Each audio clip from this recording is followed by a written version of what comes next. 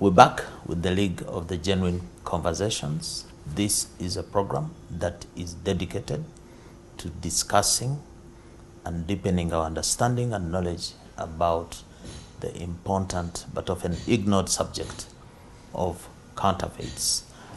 We appreciate your company. We appreciate you making a date with us. Every Friday evening, we have a special guest to discuss this subject. We are joined by an economist, a gentleman, a young man, Mr. Pascal Muhangi, who will, is it Muhangi, Muhanji? Muhanji. Muhanji. Yes. Muhangi. What's the difference? Pronunciation. Pronunciation. The difference, yes. But it all ends with GI. Yes. Muhanji. You're welcome. Thank you. Pascal Muhanji, I called you an economist. Is Yes. that an appropriate description? I hope it's not counterfeit, but some people call me an economist, some people call me other things like teacher, others call me a lecturer, but I'm not a lecturer. Musomesa. Yes, Musomesa. I call myself a teacher. You call yourself a teacher? Yeah, and an economist sometimes. You were teaching us recently. You wrote an article in the, I think I read it in the Monitor. Yes. That's why I asked you to come and explain. You were talking about how public debt is going to constrict the standards of living of the citizens. And in your article, I didn't see anything you mentioned about counterfeits, but I thought if I bring you on the spot here, you might be able to give us a correlation between public debt and counterfeits. Do you see counterfeits as a causative factor of public debt in your studies? I would not say there could be a correlation, but correlation is not causation. Counterfeits may be related to debt because it's about funding, and when you have a big chunk of your budget going to debt servicing, about 30%, then you're going to be left with little money that can finance activities that can stop counterfeiting. For example, if you have less money left as discretionary expenditure, which is money available for government spend, then you're going to allocate little money to agencies like NBS that is actually in charge of fighting these counterfeits. So there could be a correlation. At the macro level? Yes. And also there's personal debt, if we have debt at the micro level as citizens. But do you see a country getting into debt because it has acquired, let's say, a loan for public infrastructure development, and that loan is for putting up a bridge, for example, or a road, and that loan has a period for debt repayment, interest repayment, and so on. So if the loan is obtained to build the bridge and the bridge breaks down, the loan still has to be paid. Yes. So to the extent that a lot of public infrastructure projects are rife with counterfeits. The bridges break maybe because the materials are substandard or poor quality and so on. Speak as an economist and lecturer at MUBS. Tell us, can you investigate a link between this public debt and counterfeits in that regard? Yes. Those are, some projects are not performing. You have a project, it is being repeated. You're constructing a dam, but midway it has cracks. Now you have to come back and do what you're supposed to do. As you repeat projects, you extend a period, the cost is going. You increase the debt. Yes. The cost of the project goes high. Sometimes you stop, and once you're using debt money and you stop, you start paying commitment fees. You contracted it, you have not picked it because your project has stalled. There are some things you have to first settle. Then you start paying commitment fees on that debt. That increases the debt of the country. The projects you talked about, you build a bridge, it collapses after 2 years. The other road, what is it? The road which Katonga. broke? Katonga Road. After 10 years. I have not seen anybody in the media making an assessment as to the cause. Okay, natural causes are there. You can't take them away. Yes. But have we interrogated the integrity of the road, even without the natural causes? Were the materials that were used to the standard? You see what I mean? Yes. These questions are not asked. They are not asked. We have some roads that are new, and 2 years down the road, you see potholes. Mm-hmm. Now, that comes back to the quality of the materials, the quality of the people that actually did the work. They could be counterfeit. You hire someone, they come and recruit some people that are not qualified to do the work. That is counterfeiting, because if I give you a job, you're supposed to build a road that's going to last for 15 years. 2 years down the road, it has cracks, it has potholes. Then it is going to increase the cost. It's only in Uganda, in Africa, where a road will last 1 year and it gets potholes. Yes. I've traveled in many parts of the world. They will tell you that this road in the UK was made in 1970 something, and it has never developed a pothole. Yes. So there could be a link between that.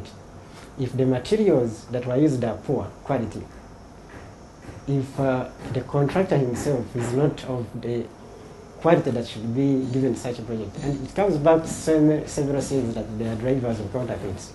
It could be issues of corruption. You have a contractor that should have not qualified for a certain job, but then they have it because of corruption. They come with counterfeit inputs. The road breaks down after 2 years, and now that is going to increase the cost of the road. It is going to put pressure on the government to spend. The government doesn't have money. What they do, they can go and get loans. And these days it has become very bad. We get non-concessional loans. What does that mean? Those are loans that have very high interest rates with a very small Limited period. of payment. A government shouldn't get a loan of 16%. So it's for money lenders out there. Money lenders. Now, if you go and borrow at 16% as government, that is unheard of. And they give a sovereign guarantee. How are those loans secured? What do they mortgage there? The mortgage could be, you had this loan you wanted to get from the Kenyan money lender, they wanted to mortgage some of the product, some of the infrastructure, some of the national entities. But most of those loans, you don't have to put mortgage. You just go get a contract loan. You just write paper. The mortgage is the contract, because the person knows the government cannot default. They give you a loan at 16%, you start paying. They give you a grace period. If you're lucky of 1 year, after 1 year you start paying, you have a period of 5 years. But some of those contracts are build and operate, and maybe even own, BOO. So you have somebody puts in the money, they build the road, they operate it and even own it, and they collect road toll for some years. Now, that is, we have concessional loans and non-concessional loans. Now, some of the concessional loans should be used for such self-financing infrastructure or projects, where I'm going to put up this project and it's going to generate money that's going to pay back that loan. A good example is Entebbe Express Highway. Ideally, it should have collected money that was going to buy back the loan that was gotten from China. But the last time I heard, it was not collecting enough money. The road people can't afford to Yes, use it. yes. I have just been to Nairobi. It's the same thing with Yes. their Nairobi Express.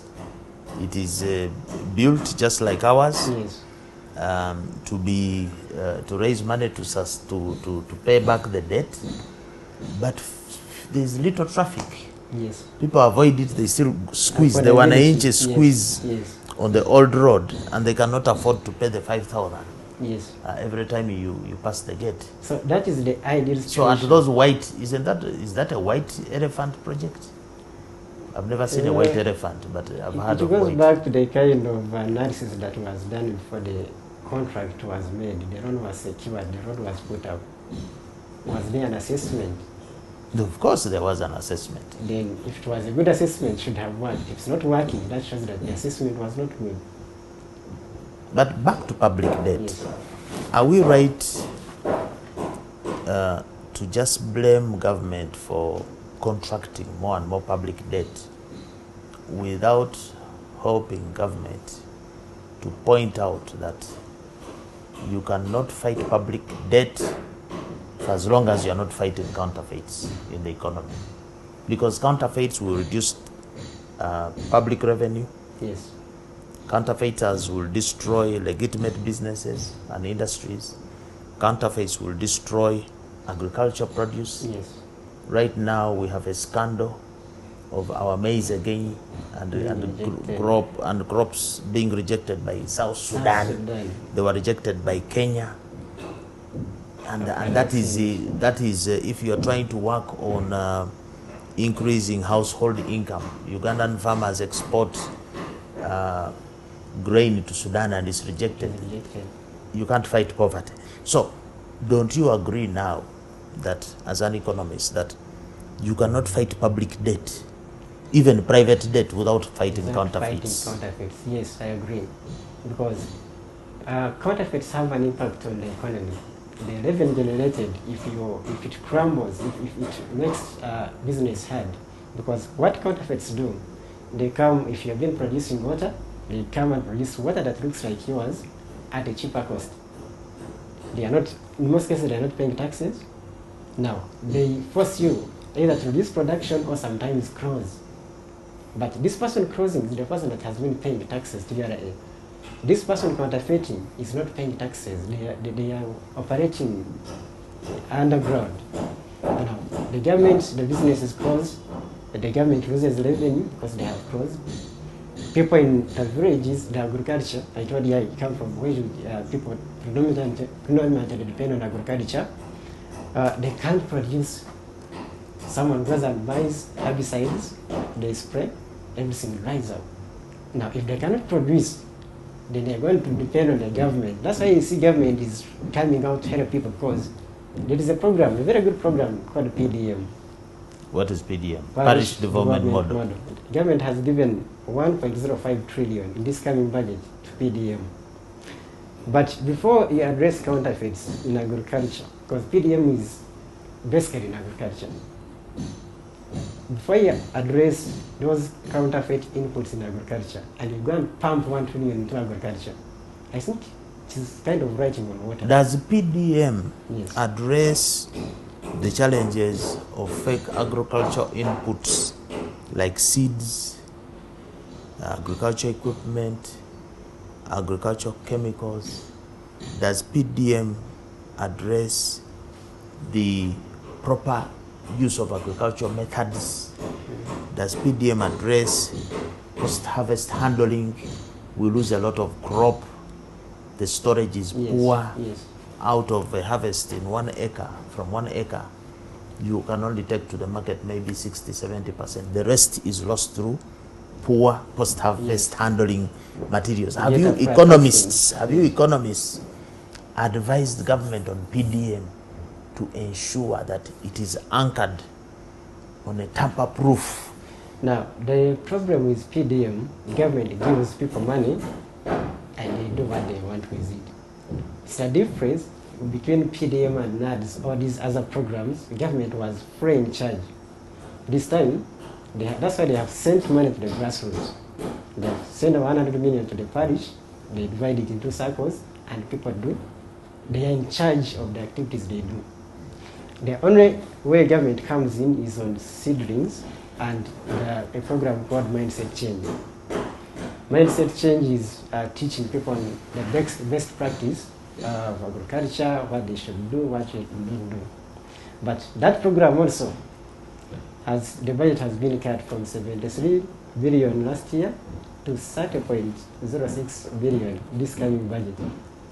But before you change people's mindset, before you train people to differentiate between a counterfeit input and a genuine input, no, that is where they are cutting the budget. But don't you think also government needs to change its mindset?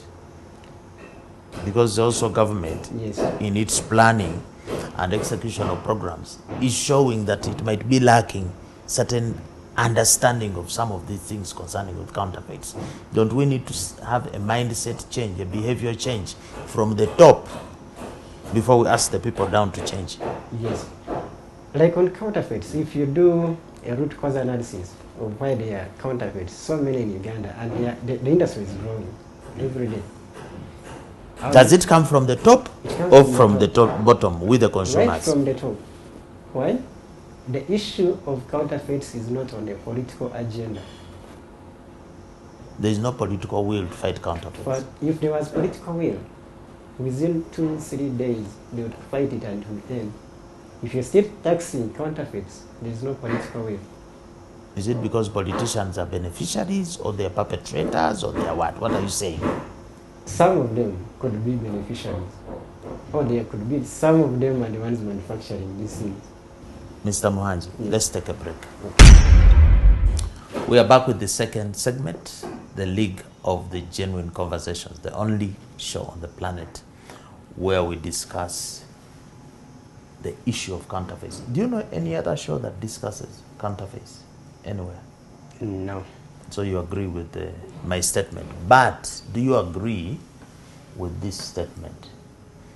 As somebody who is also involved in monitoring economic data, analyzing economic data, because I know you are associated with civil society Yes. for budget advocacy. Yes. Don't you experts take a blame also, or some responsibility,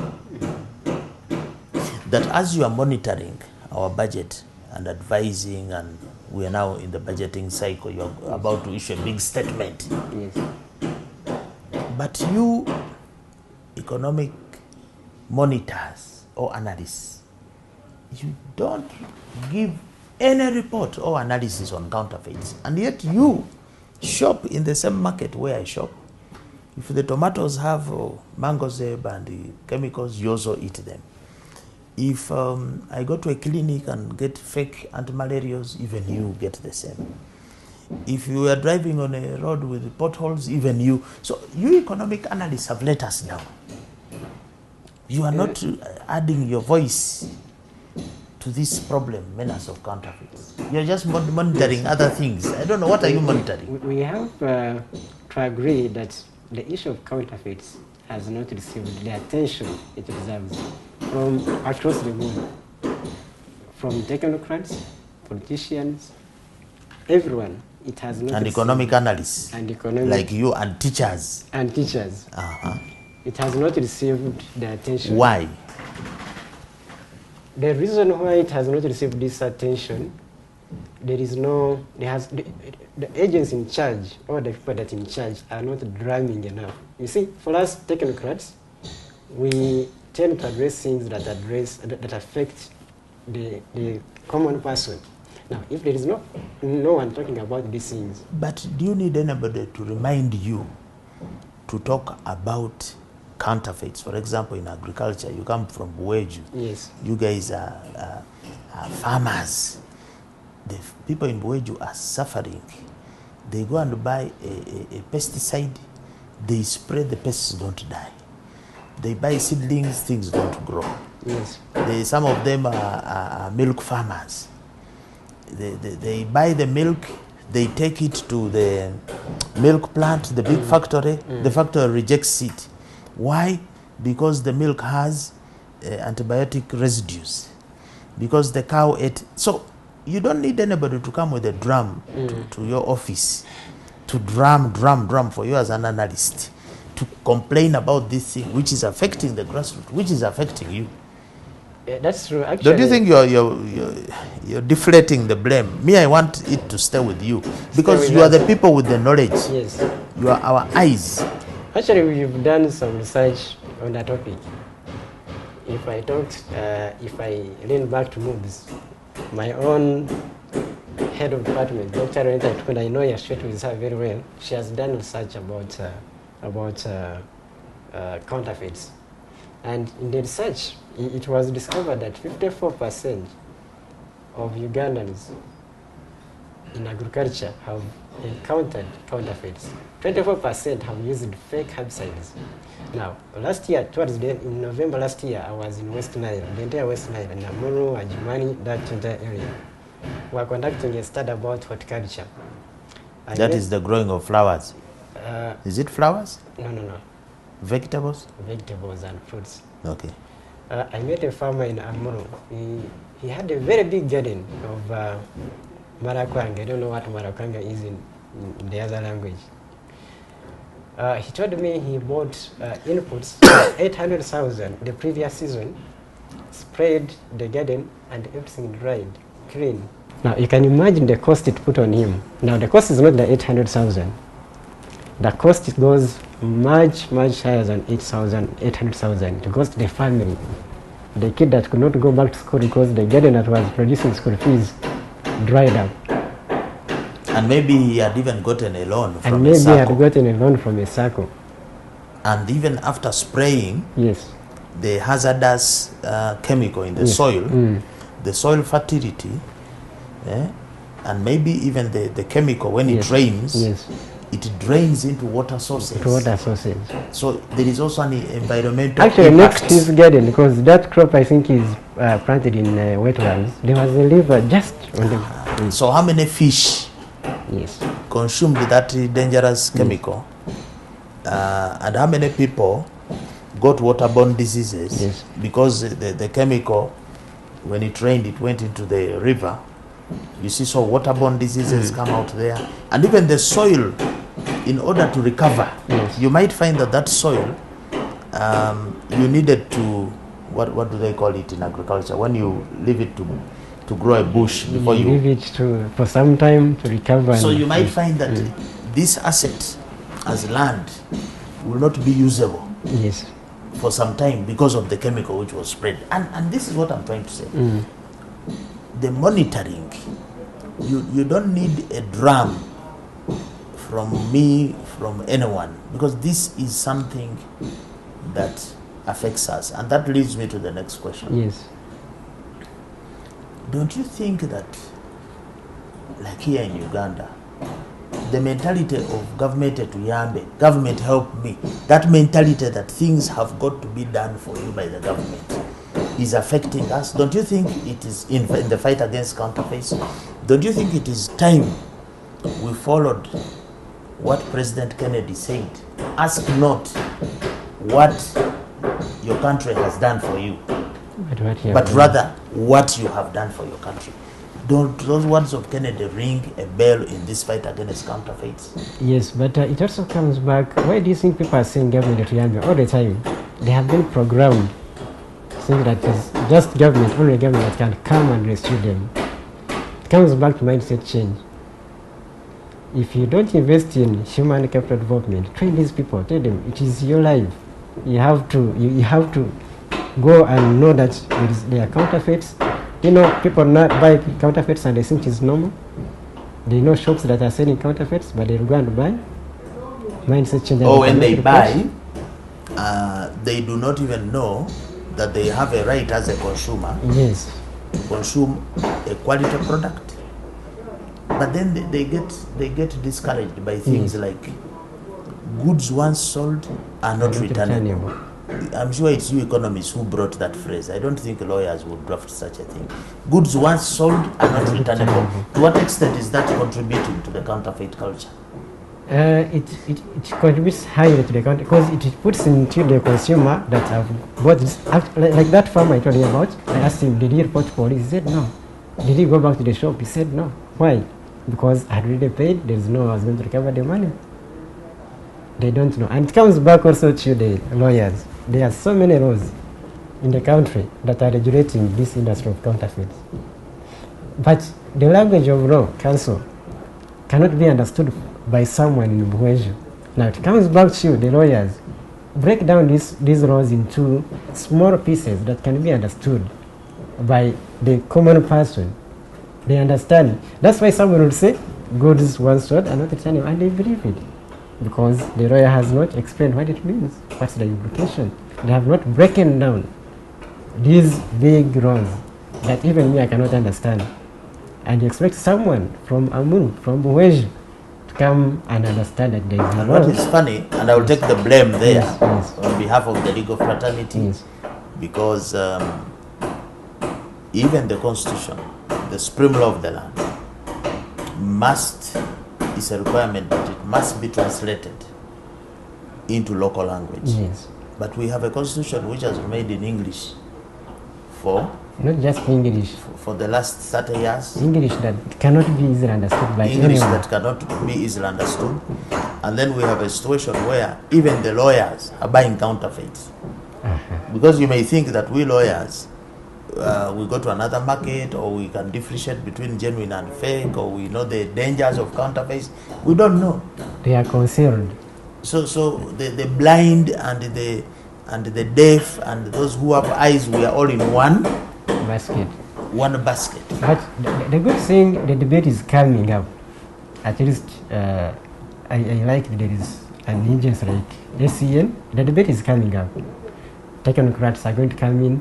Now, the people that make the change, the politicians, if we can bring them on board, then that is the game changer. Because whatever we do here, whatever we discuss, if the politicians are not willing to change, nothing is going to change.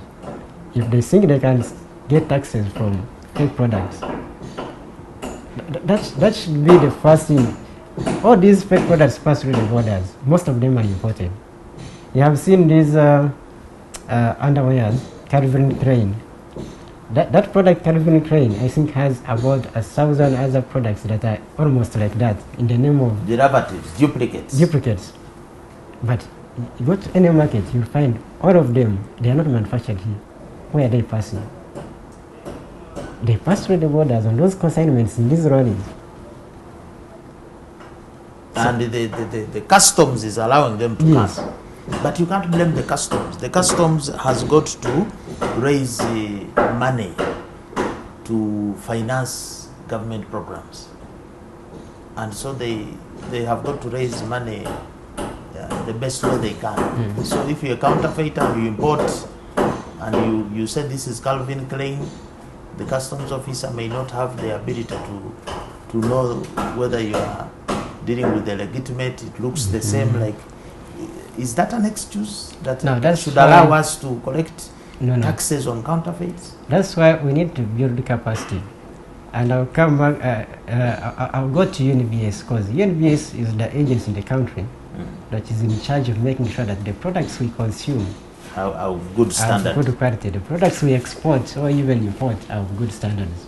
Now, if you have not built the capacity of UNBS, then you won't have such scenarios where... Do you have any information? Isn't UNBS being funded? I see they have a very good, a new building, one of the best in the city. They are conditioned, they have vehicles. So, aren't you misleading? That is the difference between gross and development. The building you see there, that is gross, but may not reflect development. You may have a very good hospital, very nice buildings, but it is not development. There are no doctors. There are no services being offered, but you have a building that is gross, but does not translate into development. Now, UNBS has a budget of 54. In the current financial year, it has a budget of 41 trillion. 41 billion. 41 billion. Billion. That is about 13 million dollars. Around there. I'll keep it in Uganda shillings. 41 billion. 88% of that budget is what we call in economics recurrent expenditure. This is money that pays salaries, fuel, airtime, yes.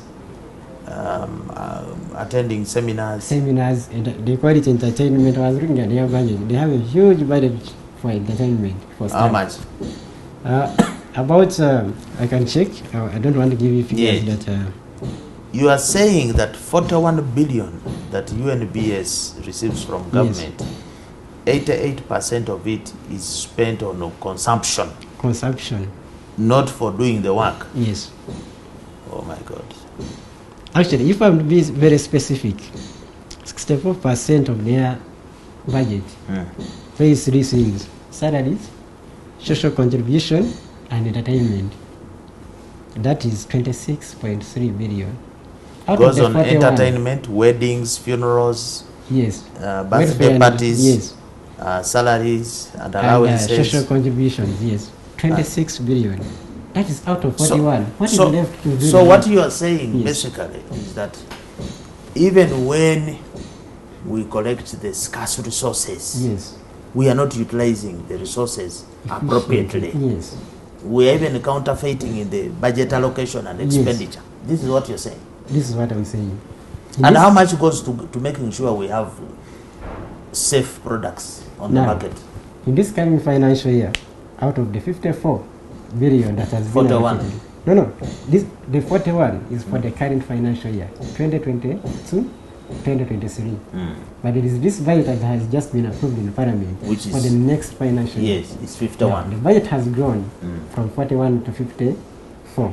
But the actual money for doing the work, the development budget, is 6.6 billion. That is for 12 months. 6.6 billion is the money that UNBS will use Yes. to go in the market to grab the people who are good. selling substandard to Yes. ensure that you and your family Yes, do not consume substandard. yes, Only 6 billion. yes. Now, what you're talking about the market, they have an item called market surveillance and import consignment inspections. Now, this is what I was talking about, the borders and the markets where these products are sold. They have allocated 2.4 billion for 12 months For the whole country. for the whole country. For A 12 country months. with porous borders. Yes, So don't you therefore see that the mindset change must start with the government agencies? from the top.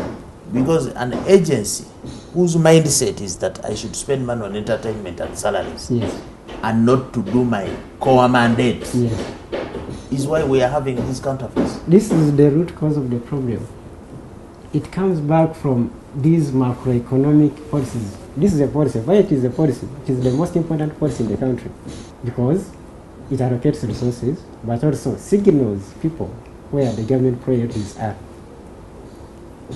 So, if you don't change This the is- policies, the yeah, macroeconomics, it is a problem. it is a huge problem. Pascal, we need to take a break and return. When we return, I hope we shall have time to talk about education, the expired. You tell us whether you are expired. If the degree can expire, Yes. can the lecturer also expire? Let's take a break. We're back with the third and last segment of the League of the Genuine Conversation.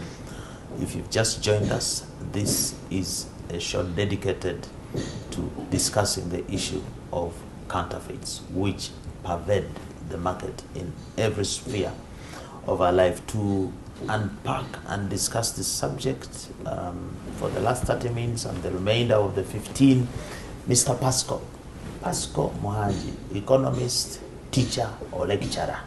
Teacher. But I'll also add another title to you, youth. Yes. Every problem that we have with counterfeits cannot be talked about without pointing to the youth. You are the majority, you are the ones who buy most counterfeits, you are the ones who, basically everything is around the youth. What do you say about the youth and the counterfeit problem from where you're standing? Do you think you have a role to play? Do you think you are the problem? Do you think you are the solution? First, we have a role to play, and we have a solution, but it can't be isolated. You see, the problem with counterfeits, the solution can't be isolated. And you say, it is UNBS, it is ACN, it is the youth. It must be a coordinated effort. If you're to effectively fight counterfeits, it must be everyone involved, the person in the grassroots involved, the president involved, me an economist involved, the royal council involved. It must be a coordinated effort. The youth have a role to play, but they have so many. We come back to the drivers of counterfeits. If you ask where are they? Why is Because it this people- country Yes. has had youth. Yes. Don't think youth only started in your time. Even during our time, I Yes. was a youth Yes. in the 80s. I was a youth in the 90s. Yes. But we didn't have as many counterfeits. This particular youth of the 2000s is the one during whose time we have seen a lot of counterfeits. So it's very easy to say that maybe there is a problem with this particular youth. And we have found drivers of counterfeiting, and we have said one of them is aspiration. We aspire to look like so and so, to look like this star. You know, we want to wear Calvin Klein. Yes, Calvin Klein or Nike. Aspiration. The youth, through aspiration, through wanting to arrive, are pushing us on the brink of bursting with counterfeits, because you are aspiring to be better, to look nice, to do this. Aspiration and the youth. I agree. The current, our generation is a very ambitious generation, and we want to get things quicker and faster. Now that is the challenge we are having. In that process of wanting to get things quicker and faster, we tend to, you want to jump and get things. Someone sees Rihanna on TV, they are putting on something, they want to put it on. You can't afford it, it's $1,000. So they give you a fake version. You get a fake version and you look like Rihanna. You see someone putting on Jordans. Yeah, Jordan. $800, you can't afford it. But if you go somewhere in town, they give it to you at $8. That looks like that, at $8. So in economics, what do you call that? That mindset is called what? That aspiration, because the economics, I remember, yes. of demand and supply. Yes. I don't remember that aspiration was, we were buying, the demand was based on need. Now the demand, you buy something you don't need, but you want to buy, you buy something you want. Yes. And in the process of wanting, you forget about what you need and you get what you want, and it's a counterfeit. Yes. So hasn't this distorted the economics of demand and supply the way we understand it? As long as someone wants something, it translates into demand. As long as you can pay for it, that $8 you can pay. This is by exploiting the youth, because the youth don't have the money. They can easily settle for what is there. In Uganda has 23 million people that are working. Now, of those 23 million people, 99% earn less than 1 million shillings a month. 99%. Most of those are the youth in informal setting, informal sector. So, someone who is counterfeiting will based on that. But even the working adults, yes, who earn more than $1 million per month, 55%. I was looking at a household survey. 55% of their income is spent on the needs of their children. Meaning that a youth, even if they are not working, they will come to me as a father and demand for a phone. Yes. And I will give them money, or I'll procure for them a phone, and it can be a counterfeit. So everything else actually ends up with the youth, because we all work for our families, and therefore our expenditure is driven by family. It's because the youth is the biggest population. They take the biggest population is the youth. So everything must end with them, because the adults are few. So everyone is working for the youth. The youth working for themselves, the adults. So do you think, therefore, that programs to change mindset change, programs to help us deny the counterfeiter a market, must specifically target the youth in the schools, in the social events where they are all attracted to those kind of events? This agenda must be there. Schools. It starts with schools, because that is where the minds are set. Now, if they are not tuned right from secondary universities, it is very hard to get them when they are out and they are already struggling.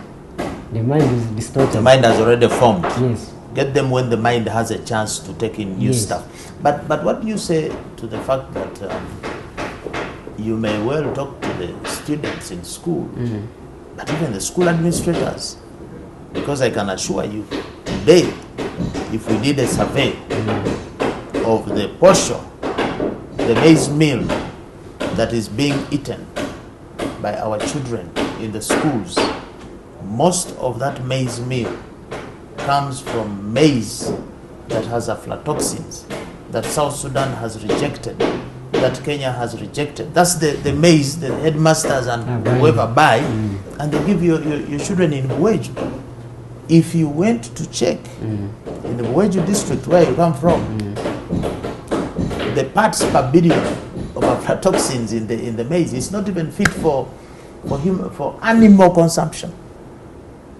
So again, if we tackle the youth in Buweju and talk to them about counterfeits, to shun it, but when the school bursar goes to the market to buy maize and beans, buys the fake ones for them, and finds that portion with a UNBS stamp, and it has a UNBS stamp, so but I can't blame the they newspaper. spend 16%, 26% Yes. on checking the maize. Yes. So does this to you make this an impossible task? No, to no, fight no, counterfeits? no. Is it impossible? It is very possible, but it's bigger as an individual effort.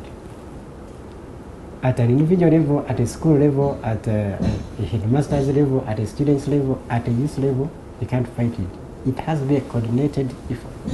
The youth are involved, the schools are involved, the legal fraternity is involved, the government is involved, and then there is the political will. But why I say that it Yes. may be looking like it's an impossible task, because for my whole life, I have never heard of expired degrees. I used to hear of expired food, expired these products, but that there is a service that is expired. It made me think that maybe this problem needs divine intervention. Talk to us about why you people are serving expired degrees to us, and how does this come about? Because that's a counterfeit. First of all, to clear the air, there are no expired courses. And if you checked the website for National Council for Higher Education, I think they have removed it. They have removed it with something awaiting accreditation, due for accreditation. So I think it was a misuse of the word by someone, and the media picked on it, and they are not expired courses. The courses were just not accredited, and most of them were actually in the process of being accredited. So the students, But what does accreditation mean? Because a counterfeit Yes. is a product which is not accredited. Let me use the word accredited. In other words, it's not validated. Okay? Yes, So, if I am to look here at the word accreditation, yes, the action or process of officially recognizing someone or something to have a particular status or being qualified. So a counterfeit is something which is not accredited. So I want to put it to you that yes, even if you say the courses were not expired. but they were not accredited, they are still counterfeit. How do we get into such a situation? Why should a university or an institution of learning allow a student to, 1, apply for a course, 2, pay for it, 3, attend classes, 4, sit exams, 5, award a diploma or certificate, and then only later to come and say, under process of accreditation? I hear you, and I agree. I think there were some mistakes that should be addressed.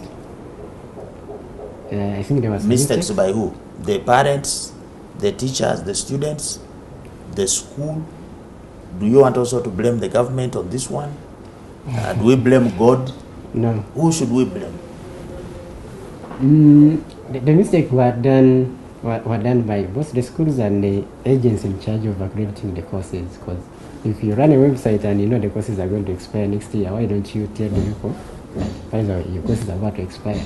Or if you're also running courses, why don't you keep checking? I think those are mistakes that were done. I think what we need to do is take lessons from it and maybe hope for a better future. Take lessons, Yes. but can we take lessons without taking action against the problem?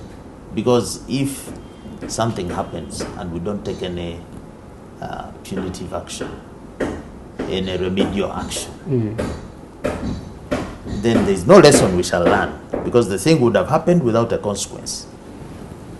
Don't you think we need to apply the law in these situations, and some people have to pay the price for the negligence? Because we have negligence as one of the drivers of counterfeiting. It's there in Dangani. Negligence. Yes. People were negligent, let's face it. These things needed to be accredited. And now we have a situation. What is going to happen to the students who were awarded expired degrees? Are they going to sit again? Those Pay fees again? To sit exams again? Good enough, you're a lawyer, maybe you may have a better answer. Because Mr. Teacher, I think you might know. By the way, did you ever teach any students under these expired programs as a teacher? First of all, I would not want to use the word expired. Okay. And unaccredited programs? Yes, some of my students, I think they had that problem. I think BBA. Yes, I was teaching them microeconomics. They had that problem, but it is being rectified. No one should worry. I hope yes, even you as a teacher, you don't expire in the process. You see, the knowledge does not expire. I don't even know why. You see the justification. I was reading on the website of a National Council of something, and they're saying the reason for accrediting over every 5 years or regularly is to update the knowledge and to see that it is relevant to the market and so on. So you can see that it's really to make it valid. Yes, so it's not a formality. It serves a practical purpose. Yes, it is to update courses also, because the environment keeps changing. Yes. So you have to update the courses, also make sure they are still relevant to the market, because you may produce graduates that can get jobs because of the kind of course they or the yes, kind because of if the course was teaching people about the telephone, the one of dating, and now there is this as the telephone, then the whole thing is expired. Anyway, we have to end here, but I would like to thank you for making the time to be on this program. I'm sure our viewers have benefited a lot. You can say hello and bye to them and give them a message on how to avoid counterfeits. Thank you, our viewers, and thank you for listening in and watching. What I can say about counterfeits, it comes back to us, the individuals. If you somewhere you go into the market, don't buy counterfeits. If you see counterfeits, report them.